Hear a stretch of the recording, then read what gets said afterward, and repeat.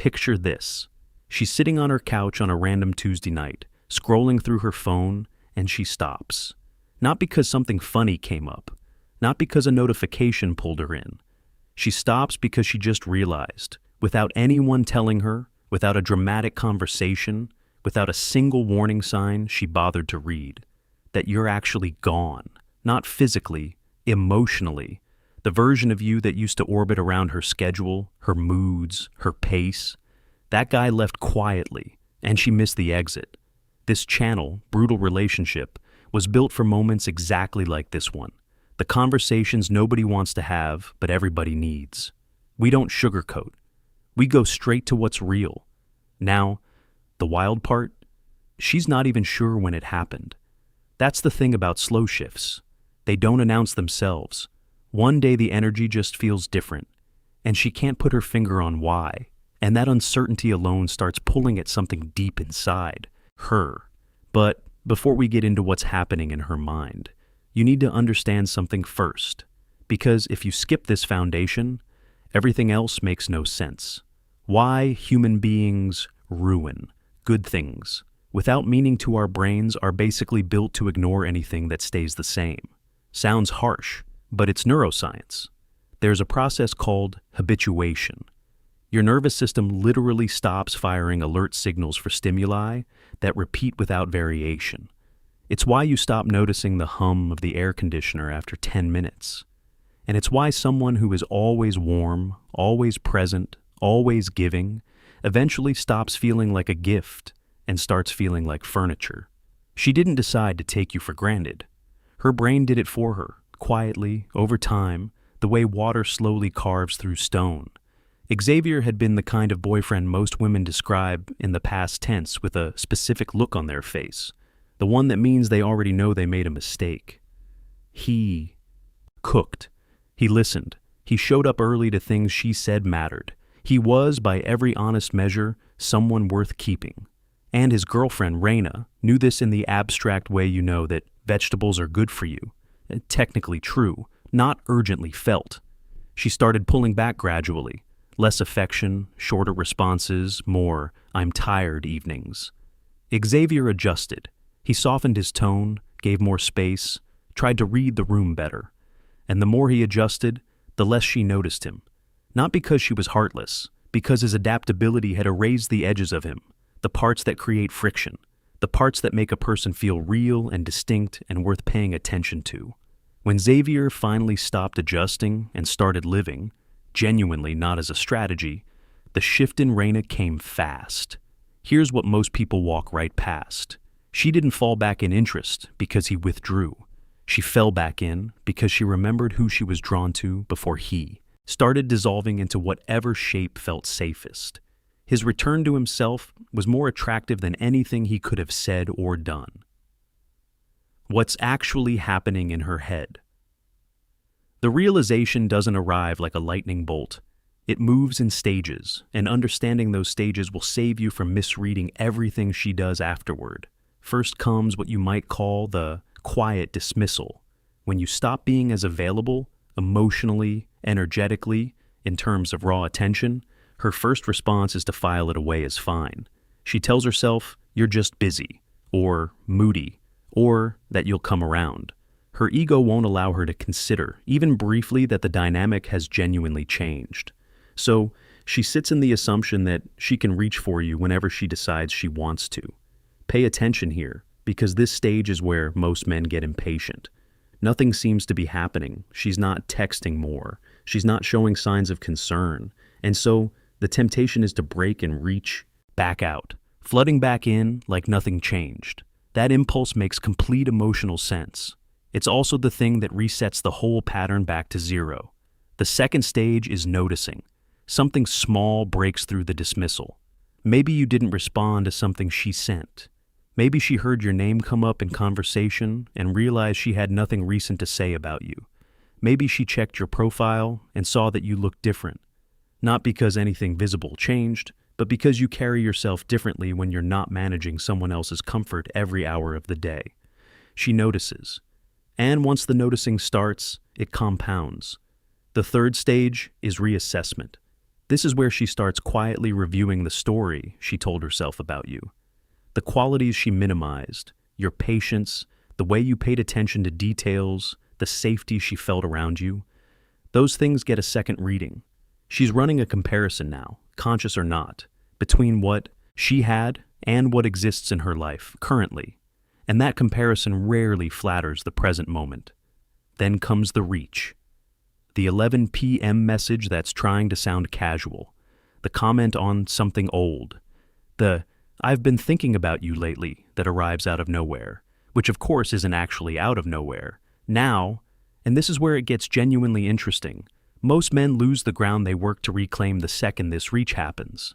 The relief of her renewed attention is so overwhelming that they flood back in immediately, returning to every old behavior that created the distance in the first place. And she feels the collapse of tension just as quickly as it arrived. What's the move? Respond from your actual center. Let there be thought behind your words. Let her feel through the quality of your response that you are someone who has been doing something meaningful with his time, not someone who has been waiting. You don't need to be cold. You need to be full. The part nobody explains. Honestly, sit with this for a moment. The question men ask after a relationship loses its heat is almost always some version of, why couldn't she appreciate it while she had it? And it's a fair question, but the real answer is uncomfortable. She couldn't fully appreciate it because, at some point, you stopped being a complete person in the relationship and became a supporting role in hers. Not because you're weak, because you cared, and caring without boundaries has a way of flattening you over time. When you're always available, always accommodating, always monitoring her emotional state so you can adjust yours accordingly, you're not showing up as a partner. You're showing up as a mirror. And people don't fall in love with mirrors. They use them and move on. Caleb spent the better part of 3 years in exactly this position. His girlfriend Priya was sharp, ambitious, emotionally complex. He loved those things about her. But somewhere along the way, his entire internal world started revolving around her reactions. Good day with her meant a good day for him. Cold shoulder from her meant a hollow, anxious evening. He had outsourced his emotional stability to someone who never asked for that responsibility and honestly didn't want it. When Priya eventually stepped back, Caleb went through the predictable spiral. The texts, the long conversations trying to understand what happened, the exhausting cycle of brief warmth followed by more distance. Nothing landed, because none of it addressed the real issue, which was that, somewhere inside the relationship, Caleb had disappeared. The rebuild didn't start with winning her back. It started with finding what he actually thought, wanted, valued, separate from her. What music did he like when nobody was influencing his taste? What did he want his days to look like? What kind of work made him feel like himself? About 2 months into that process, Priya reached out. And this time, the conversation felt different. Not because he played it cool, because he genuinely was different. He had something to bring to the table that wasn't just devotion. He had himself. Here's what that example teaches. Her realization is almost always triggered not by your absence, but by your presence in a new form, the version of you that stopped shrinking. Why grand gestures? Usually backfire. There's a pull when something feels like it's slipping to do something large. Flowers, a long letter, the serious sit-down conversation where you lay everything on the table. And occasionally, in specific circumstances, those things have a place. But most of the time, the grand gesture misses the actual problem by a significant distance.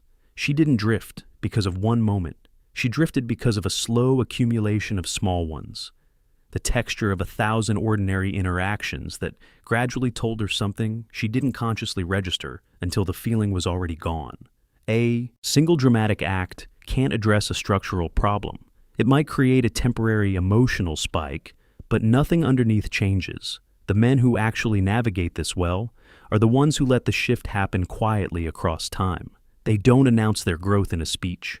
They demonstrate it by what they choose, what they tolerate, how they respond under pressure, how their life looks when she next catches a glimpse of it. And this is where I want to be, direct with you. Real change and performed change feel different to people who are paying attention. She will feel the difference between a man who has genuinely done something with his time and energy and a man who is running a strategy to recapture her interest. You cannot fake the quality of someone who is actually invested in himself. It radiates in things you can't rehearse. The pace of how you talk, what you're excited about, the ease you carry, the practical reality. Stop trying to fix this in a single conversation. Start building something real in your daily life and let it speak for itself over time. That's not passive. That's actually the hardest thing. Consistent, unglamorous growth with no guarantee of a specific outcome. The shift. She experiences that changes her behavior. Something worth understanding.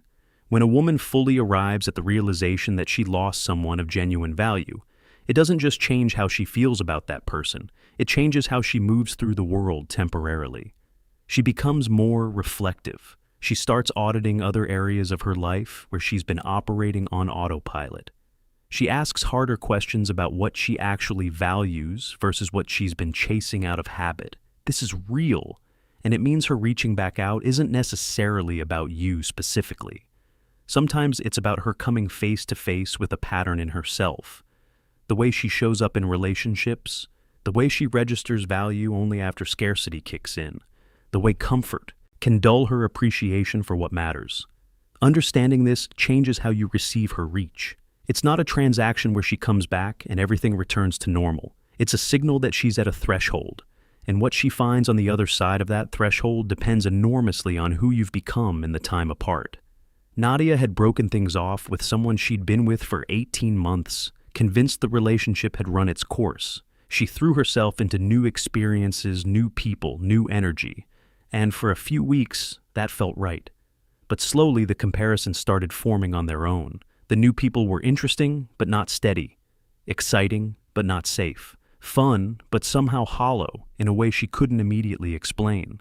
She reached out, and what she found was not the man who had been bending himself into shapes to keep her comfortable.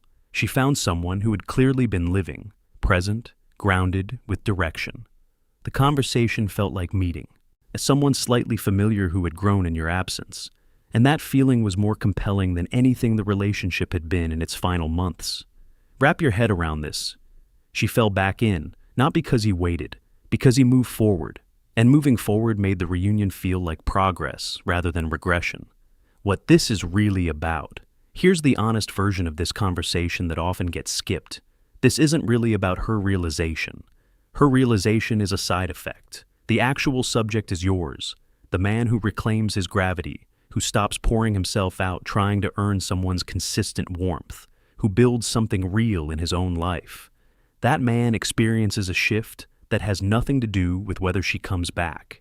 He stops measuring his value by her temperature. He stops waking up and scanning for signs of her approval before deciding how he feels. He becomes, for the first time in a while, genuinely free. That freedom is visible. You can't manufacture it. It comes from actually doing the work. The gym, the focus, the friendships you let go, quiet while you were managing her emotional orbit. The goals you put on hold while you were making yourself smaller so she'd feel bigger. And the remarkable thing is what happens to your response when she does reach out. If you've genuinely done the work, her return doesn't feel like rescue. It feels like an option, one you can evaluate clearly without the fog of anxiety and need that used to cloud everything. That's the version of you worth becoming, not to win her back, to win yourself back, and then, from that place, to decide freely what you actually want. The question worth asking. Before you decide what to do with any of this, whether you're in the middle of a distance phase, just came out of something, or simply recognizing a pattern you've been living in, ask yourself one question honestly. Have you been showing up as the fullest version of yourself, or have you been showing up as the version most optimized for keeping her comfortable? Because those two things feel similar from the inside and look completely different from the outside. The first one creates attraction and respect over time. The second one creates a slow erosion that neither of you can quite explain, but both of you eventually feel. You cannot give someone a real relationship from an empty version of yourself.